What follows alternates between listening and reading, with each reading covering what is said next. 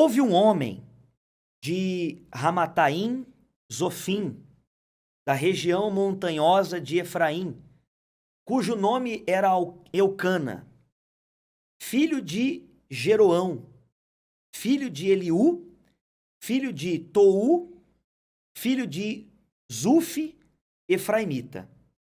Então esse homem chamado Eucana, diz ali que ele tinha 2 mulheres, só um detalhe, não pode ter 2 mulheres não, tá?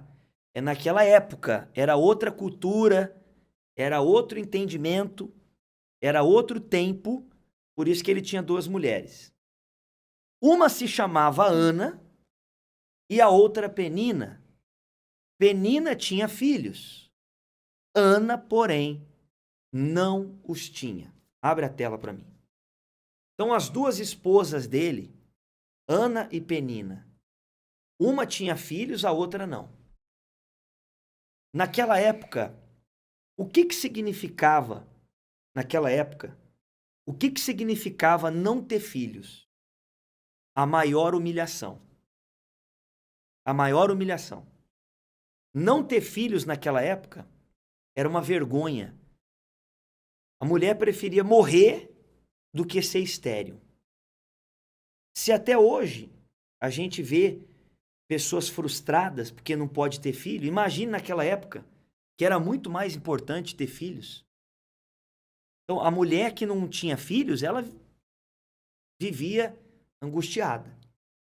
Não é isso? Era importante ter filhos porque quanto maior a família, mais fortes eles eram, né? Ainda mais quando eram filhos homens, né? Que eram Sim. mais guerreiros, que eram mais pessoas. Quanto maior a família, mais forte eles eram. Então, a alegria deles era ter muitos filhos. Por isso que eles tinham várias esposas, para ter muitos filhos. Porque quanto mais filhos um homem tivesse, mais homens para trabalhar no campo, para defender a terra, para defender a casa. É diferente de hoje, né? Naquela época era assim. Então aconteceu que essa mulher chamada Ana não tinha filho. E a outra Penina tinha.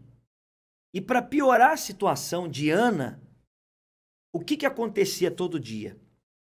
A Penina, que tinha filhos, humilhava ela. Ela já se sentia humilhada por não ter filho, mas ficava mais humilhada porque a outra, que tinha filho, ficava humilhando. E ficava, como se diz, incomodando, ficava desprezando a Ana. Vamos ler aqui, coloca na tela. A sua rival a provocava. Penina provocava Ana excessivamente para irritar, olha só, para irritar, porquanto o Senhor lhe havia cerrado a madre. Volta aqui para mim. Quantas pessoas tem na sua vida que ficam te provocando para te irritar? Porque Ana tinha essa Penina que ficava provocando ela para irritá-la. Mas tem muita gente que passa por isso. Talvez não não igual a Ana, nessa questão de ter filho e não ter. Mas tem gente que tem alguma pessoa da família que não gosta dela, que provoca ela, que irrita. Quantos casos a gente vê que o próprio filho fica provocando o pai, provocando a mãe, e para irritar. Que o marido provoca a esposa, que a esposa provoca o marido. Fica um provocando o outro para irritar. E é dali que nascem as brigas. É dali que nascem os atritos. E às vezes, a pessoa fala alguma coisa que não é nem na intenção de irritar. Não é nessa intenção. Mas por causa de um atrito, de uma confusão que já teve antes, a outra pensa assim, ela está fazendo de propósito, para me irritar. Não era, não tem nada a ver. Mas a pessoa encara dessa maneira, porque já teve um problema, já teve uma briga, já teve uma confusão. Aí mesmo que não seja nada de provocação, de nada disso, a pessoa vê que foi. E aí acontece de um familiar virar a cara para o outro. de um familiar não falar com o outro. Tem irmão que não fala um com o outro. Tem casal que eu atendi esses tempos atrás, que os dois moram na mesma casa e os dois não se falam. Os dois não se falam. Um dorme numa cama, o outro dorme na outra. Casado. Um dorme numa cama, o outro dorme na outra. Tem gente assim, nesse jeito, assistindo o culto. Os dois, quando vão se cruzar na casa, um vira para um lado, o outro vira para o outro para não se cruzar. Tem gente assim, vivendo assim dentro de casa. Não pode olhar um para o outro. Não pode conversar, não tem diálogo, não tem conversa. E quando tem, é briga, é confusão. É o que acontecia entre Penina e Ana. E o pior de tudo isso é que enquanto Ana permitia que as provocações de Penina atingissem a ela, o problema não resolvia.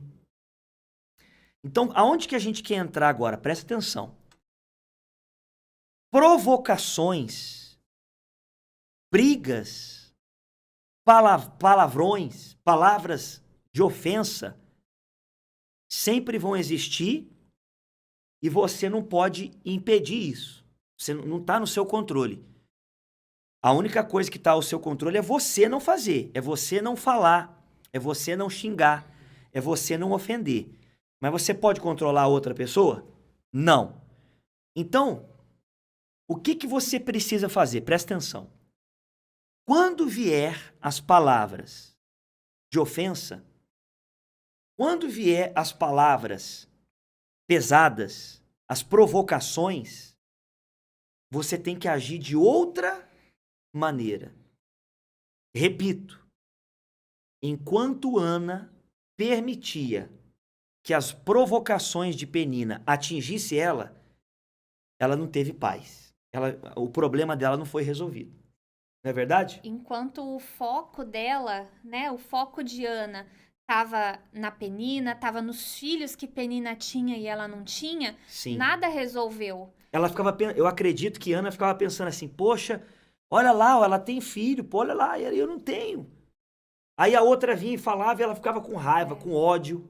Era né? essa a intenção, né? Sim. Porque com certeza a Penina via que ela se afetava com isso. Uhum. Então, para provocar, toda vez ela vinha com essa mesma história, toda vez ela vinha com esse mesmo, ela batia na mesma tecla. Com a mesma provocação. Porque ela sabia que isso afetava, porque Ana estava com os olhos no problema, no que ela não podia resolver. Ela estava com os olhos ali em Penina, né? Sim. Até ela mudar esse foco, mas enquanto ela estava com o foco errado, os problemas só aumentaram.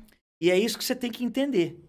A outra pessoa que você tem problema com ela, seja teu marido, teu filho, seja quem for, a outra pessoa, ela percebe quando você fica afetado. E aí que ela vai cutucar. É aí que ela vai... E o próprio diabo fala na cabeça dela, vai lá, ó, fala mesmo, briga mesmo, isso aí, ó, é isso aí, ó. Você tá entendendo? Mas o dia que Ana entendeu que não era para focar em Penina, que não era para focar no problema, que não era para deixar a provocação afetar ela, aí a situação começou a mudar. Então é o que você tem que aprender. A partir de agora, você não vai deixar mais as provocações, as palavras ofensivas, as atitudes e comportamentos errados da outra pessoa te afetarem. Mas como que eu vou fazer isso? Você vai entender. Vamos continuar aqui da onde parou. Presta atenção. Sua rival a provocava excessivamente para irritar, porquanto o Senhor lhe havia cerrado a madre. E assim o fazia ele de ano em ano. E todas as vezes que Ana subia à casa do Senhor, a outra, Penina, a irritava, pelo que chorava e não comia. Então, olha como é que a Ana ficava. Olha como é que a provocação da Penina atingia a Ana. Ela chorava e não comia. Então, ela ficava depressiva. Ela ficava com ódio, com raiva. Ela ficava reprimida. Enquanto ela ficava assim, nada mudava. Nada resolvia. E olha que eles iam na casa de Deus, né? Eles iam na casa de Deus. Eles iam na casa de Deus. E Ana, mesmo indo na casa de Deus, não conseguia mudar a situação. Por quê? Porque ela estava olhando para as provocações da outra. Ela estava olhando para o problema, para a situação. Ela estava deixando as palavras ofensivas da outra atingi-la. Ela chorava e não comia. Enquanto isso se repetia, o problema nunca era resolvido. Mas um dia, Ana entendeu isso. E ela tomou uma atitude inteligente para mudar a situação. E é o que você vai aprender agora. Presta atenção, coloca aí. E fez um voto. Ana fez um voto, dizendo: Senhor, Senhor dos exércitos, se benignamente atentares para a aflição da tua serva, e de mim te lembrares, e da tua serva não te esqueceres, e lhe deres um filho varão, ao Senhor o darei, por todos os dias de sua vida, e sobre a sua cabeça não passará navalha. Parece que isso não tem nada a ver, né? Por sua cabeça não passará navalha. Isso significava que ela ia dar o filho para Deus. Ela não ia nem ver o filho crescer. O filho ia ser entregue lá no local sagrado para o sacerdote, ia crescer lá e ela não ia nem ver o filho, só de tempo em tempo. Ela ia dar o filho para Deus. Olha só o que ela fez. Ao invés dela ficar olhando para Penina, ao invés dela ficar deixando as provocações atingi-la, ela recorreu para quem? Para Deus. Ela fez um voto, ela orou, ela dobrou o joelho dela, ela chorou na presença de Deus e ela falou para Deus: Deus, se o Senhor lembrar de mim e me der um filho e mudar essa situação que eu estou vivendo na minha família e eu ter a minha família feliz, o meu filho eu vou entregar para o Senhor. Ele vai ser do Senhor. Eu vou dar ele para o Senhor. E naquele momento, a Bíblia diz que, eu não vou ler o texto todo porque é longo, a Bíblia diz que ela se levantou e já não chorava mais. O semblante de tristeza acabou. Por quê? Porque ela fez a coisa certa. Ela se voltou para Deus. Ela começou a olhar para Deus. Ela usou a arma da fé. Ela clamou a Deus. Ela não olhou mais para o problema. Não é isso? E uma coisa que eu quero frisar é que a Bíblia diz que esse voto Ana fez, ela fez essa oração com Deus sem sair som dos seus lábios. Ela fez esse voto entre ela e Deus. Em silêncio. Em silêncio. Muitas pessoas hoje em dia, quando elas decidem mudar, quando elas decidem fazer um voto, eu vou ser diferente, elas saem falando para todo mundo. Agora eu sou de Deus, agora eu vou orar. Põe na rede social, ela fala para todo mundo, agora eu vou mudar, agora eu vou fazer isso, vou fazer aquilo. No fim, dependendo, nem faz. Nem muda. Aí é mais um motivo para a pessoa falar, lá, não faz nada, falou que ia mudar e não mudou. Então, Ana, naquele momento, ela fez esse voto com Deus, entre ela e Deus. Entre ela e Deus, ninguém ouviu, ninguém soube daquele voto. Foi entre ela e Deus. Então, quando agora você está entendendo sobre isso, faça o seu voto entre você e Deus. Não fale para ninguém. Não fale para ninguém que você vai ser diferente, que você vai mudar, que você vai fazer e acontecer. Não. Faça entre você e Deus. E eu vou pontuar uma coisa aqui. Quando eu falo faço um voto, não é dinheiro não, tá? Nós não vamos falar de dinheiro aqui, não. Tem nada a ver com dinheiro. Quando eu falo fazer um voto, é você fazer um compromisso com Deus. É você falar com Deus. Igual ela falou. Igual a Ana falou. E como a minha esposa disse, ela não falou com ninguém. Foi ela e Deus. Não fala pra ninguém, não. Não fala pra ninguém que você vai fazer um voto com Deus. Não fala pra ninguém que você vai mudar. Não fala pra ninguém que você vai parar de olhar as provocações, os problemas e focar naquele que muda a situação. Não fala, não. Deixa as pessoas notarem. Você sabe que mais forte do que falar, do que prometer, do que falar que vai mudar, é a pessoa perceber a mudança na outra. É o exemplo, né? Mais do que falar, é o exemplo. Todos vão ver. E isso aconteceu com Ana, porque a Bíblia fala que ela levantou com um semblante diferente. Sim. Ela não chorava mais. Com certeza a Penina viu isso. Com certeza isso atingiu todo mundo. Até o marido deve ter falado assim, olha, o que aconteceu com você? Você tá alegre agora? Porque ela não comia, ela só chorava, ela vivia triste. A Bíblia fala que Eucana, o marido de Ana, falava assim para ela, por que você tá assim? Não sou eu melhor do que 10 filhos para você? Ele até tentava agradar ela, mas ela não tinha alegria. Só que quando ela fez um voto com Deus, aí mudou.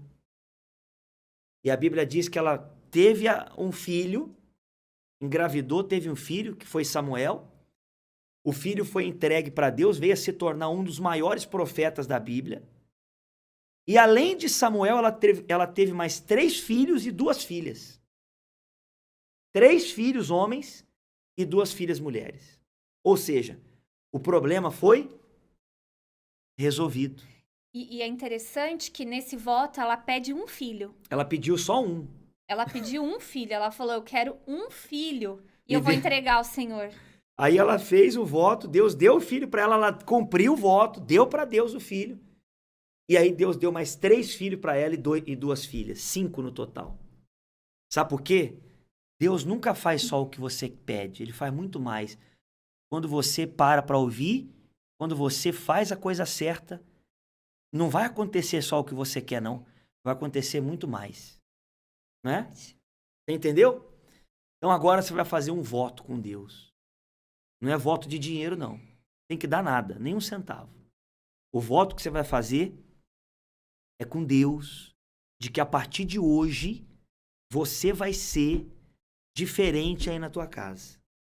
Você não vai mais deixar as provocações, as intrigas, a mágoa, a raiva. Você não vai mais deixar isso te atingir.